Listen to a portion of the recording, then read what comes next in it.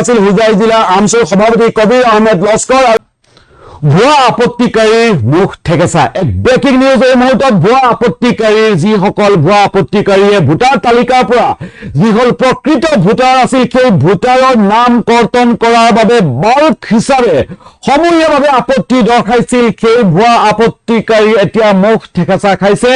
নগাঁও জিলা আয়ুক্ত আৰু নগাঁও নিৰ্বাচনী বিষয়া জিলা নিৰ্বাচনী বিষয়াই স্থগিতাদেশ ৰাজহুৱা শুনানিৰ স্থগিতাদেশ জাৰি কৰিছে।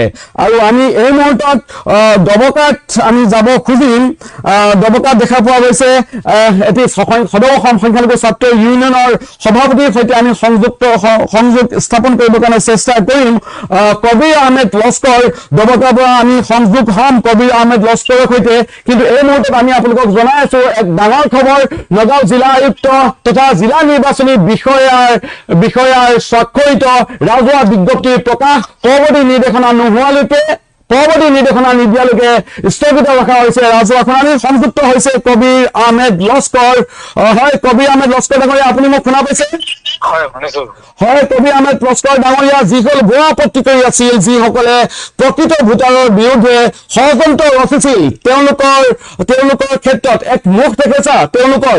আৰু ইতিমধ্যে স্পষ্টভাৱে জনোৱা হৈছে ৰাজহুৱা বিজ্ঞপ্তিৰ জৰিয়তে যিসকলে ভুৱা এনেধৰণে আপত্তি দৰ্শাব ৰাজহুৱা শৃংখলা ব্যাঘাত জন্মাব যিসকল লোকে তেওঁলোকৰ বিৰুদ্ধে আইনী ব্যৱস্থা লোৱা হ'ব বুলি এই বিজ্ঞপ্তিখনতো আমি দেখা পাইছো।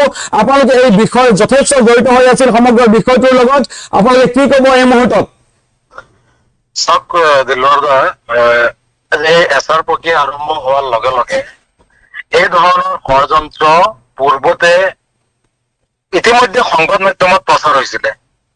এগৰাকী বিধায়কেও কথাখিনি উল্লেখ কৰিছে আৰু ঠিক অনুৰূপ ধৰণে একাংশ বিজেপিৰ নেতা পালি নেতা চেৰা চামুণ্ডাৰ ছত্ৰছায়াত এই ধৰণৰ কাৰ্যকলাপ হৈছে।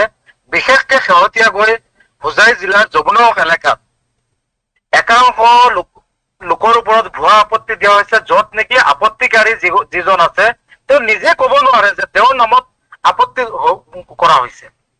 আপত্তিকাৰীয়ে লিখিতভাৱে দিছে আৰু আপত্তিকাৰীয়ে এইখিনিও উল্লেখ কৰিছে বিজেপিৰ এজন পালি নেতা স্থানীয় যিজনে তেখেতক ই ৰিক্সা বা আঁচনিৰ নামত চহী লৈছিলে আৰু পৰৱৰ্তী সময়ত তেখেতৰ নামত আপত্তি দৰোৱা হৈছে।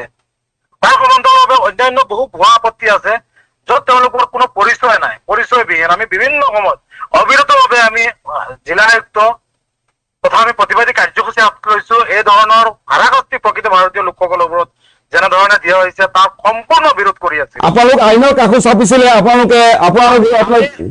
আমি তাৎক্ষণিকভাৱে সিদিনাই আমি যমুনাও আৰক্ষী চকীত আমি এজাহাৰ দাখিল কৰিছো ইনক্লুডিং BLO। তাৰ পাছত যোৱাকালি নগাঁও জিলা আয়ুক্তৰ লগত আমাৰ হোজাই জিলা সমিতিৰ মুখ্য উপদেষ্টা মনোৱাৰ হুছেইন বকুল ডাঙৰীয়া তেখেতৰ নেতৃত্বত এটি প্ৰতিনিধি দলে সমগ্ৰ বিষয় অৱগত কৰোৱা হৈছিলে। মুঠৰ ওপৰত আমাৰ স্থিতি স্পষ্ট আছিলে, কোনো কাৰণতে প্ৰকৃত বৈধ ভাৰতীয় লোকসকল আৰু বিশেষকৈ যিহেতু ইতিমধ্যে বিজেপি চৰকাৰখনে মুছলমান লোকসকলৰ ওপৰত টাৰ্গেট কৰি আছে, গতিকে এই ধৰণৰ অবৈধ কাৰ্যকলাপ আমি কোনো কাৰণতে সহ্য নকৰো। আমি স্পষ্ট আৰু ইতিমধ্যে আইনীভাৱে আমি ৰাজপথতো প্ৰতিবাদী কাৰ্যসূচী হাতত লৈছো। আজিও আমি যমুনা মুখত প্ৰতিবাদী কাৰ্যসূচী হাতত লৈছো আৰু এজাহাৰ দাখিল কৰা সমান্তৰালভাৱে আমি স্পষ্টভাৱে আমি আমাৰ স্মাৰকপত্ৰত উল্লেখ কৰিছিলো যে এই সমগ্ৰ প্ৰক্ৰিয়াটোৰ লগত একাংশ বিষয়া এই বিজেপি দলটোৰ চেলা চামুণ্ডাৰ লগত হাত উজান দিয়াও দেখা গৈছে। গতিকে সেই সকলো আপোনালোকৰ জয় বুলি আপোনালোকে ক'ব খুজিছে যিসকল লোকে ইতিমধ্যে অভিযোগ উত্থাপন কৰি আহিছিল যে ভোটাৰ তালিকাৰ পৰা প্ৰকৃত ভোটাৰৰ নাম কৰ্তন কৰা ৰাজ্যজুৰি এক ষড়যন্ত্ৰ ৰচা হৈছে, সেই সকল হয় চাওক আমি এটা কথা স্পষ্ট কৰিছো যে এইটো ন্যায়ৰ পক্ষত ন্যায় জয় হৈছে, আমাৰ জয় বুলি নকওঁ।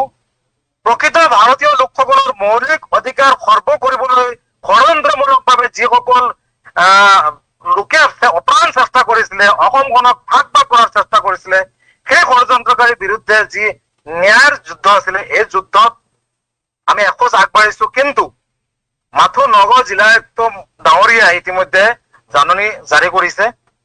অসমৰ অন্যান্য জিলাসমূহত অনুৰূপ ঘটনা সংঘটিত হৈ আছে। এই ক্ষেত্ৰতো চোকা দৃষ্টি আমচুৰ ৰাখি আছে আৰু আমি আহ্বান জনাইছো অসমৰ প্ৰতিখন জিলাসমূহৰ আয়ুক্তসকললৈ যে এই ধৰণে নগাঁও জিলা আয়ুক্তগৰাকীয়ে যি ধৰণে তেখেতে নিৰ্দেশনা জাৰি কৰিছে, হয় প্ৰকৃত লোকসকলে যাতে প্ৰকৃত বৈধ ভাৰতীয় লোকসকলে হাৰাশাস্তি, ইতিমধ্যে সকলোৱে জানে যে এক গভীৰ ষড়যন্ত্ৰত লিপ্ত হৈ প্ৰকৃত বৈধ ভাৰতীয় লোকসকলক হাৰাশাস্তি কৰা হৈছে। গতিকে নিৰপেক্ষ দৃষ্টি ৰাখি প্ৰকৃত ভাৰতীয় লোকসকলৰ ওপৰত কোনো এজন দুষ্ট চক্ৰই যাতে ষড়যন্ত্ৰ কৰিব নোৱাৰে তাৰ প্ৰতি লক্ষ্য ৰাখি প্ৰত্যেকজন বিষয়াই, নিৰ্বাচনী বিষয়া হওক, BLO সকলেই হওক, আয়ুক্তসকলে সম্পূৰ্ণ প্ৰক্ৰিয়াটোৰ লগত জড়িত থকা প্ৰতিজন বিষয়াই নিজৰ দায়িত্ব কৰ্তব্য সুচাৰুৰূপে পালন কৰি মৌলিক অধিকাৰৰ পৰা যাতে ভাৰতীয় লোকসকল খৰ্ব নহয় তাৰ প্ৰতি লক্ষ্য ৰাখি নিজৰ দায়িত্ব কৰ্তব্য সুচাৰুৰূপে পালন কৰিবলৈ। হয় হয়, কবিৰ আহমেদ লস্কৰ ডাঙৰীয়া, কবিৰ আহমেদ লস্কৰক বহুত বহুত ধন্যবাদ জ্ঞাপন কৰিছো এইখিনি সময় দি ক্ৰছ টাইমত দিয়াৰ বাবে। এয়া আছিল হোজাই জিলা আমছুৰ সভাপতি কবিৰ আহমেদ লস্কৰ, আৰু কবিৰ আহমেদ লস্কৰৰ যি মন্তব্য সেয়া আমি আপোনালোকক শুনাইছো। আৰু এনেধৰণে ৰাজ্যজুৰি ষড়যন্ত্ৰ ৰচনা কৰা হৈছিল, আৰু সেই ষড়যন্ত্ৰকাৰীসকলৰ সেই ষড়যন্ত্ৰ যিসকলে কৰিছিল সেই ষড়যন্ত্ৰকাৰীসকলে আজি মুখ ঠেকেচা খোৱা বুলি ক'ব লাগিব।